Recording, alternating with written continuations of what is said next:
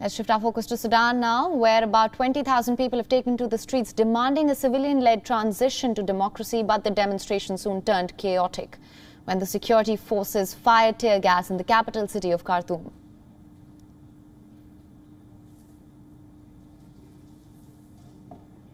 Many people came via trains from the neighbouring cities of Atbara and Madani, so once the train reached the capital, some protesters climbed on top with flags chanting, "The army belongs to the people of Sudan and not the military General Al-Burhan."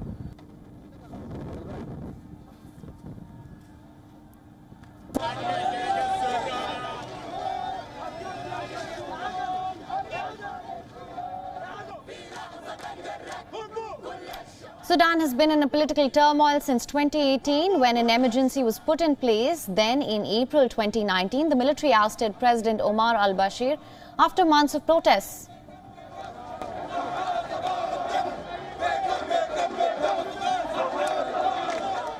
جايين من أجل حكومة مدنية كاملة، جايين من أجل الوفاء لدماء الشهداء، جايين عشان نقول لحكومتنا المدنية شد حيلك وأبقي قدر الثورة.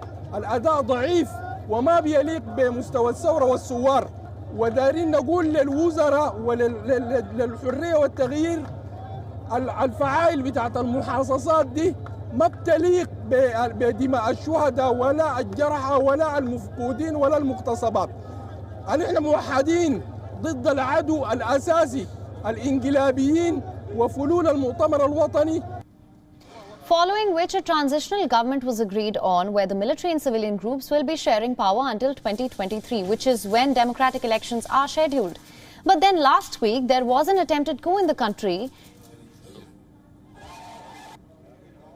So currently there has been a divide. On one hand, the civilian groups are accusing military leaders of overstepping their boundaries, and on the other hand, generals are criticizing civil management on inept political process. Nevertheless, the World Bank is hopeful. The president says that the world needs to be patient as Sudan is making progress. Let's listen in.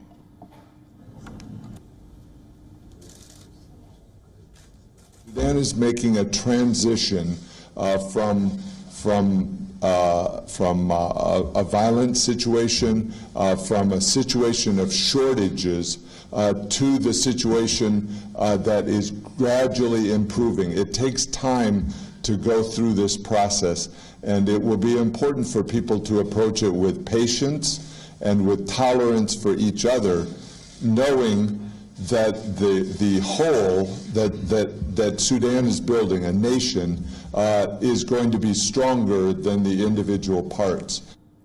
Now, Sudan's economy has been mired in a crisis, which is what led to the overthrow of the former leader Omar al-Bashir.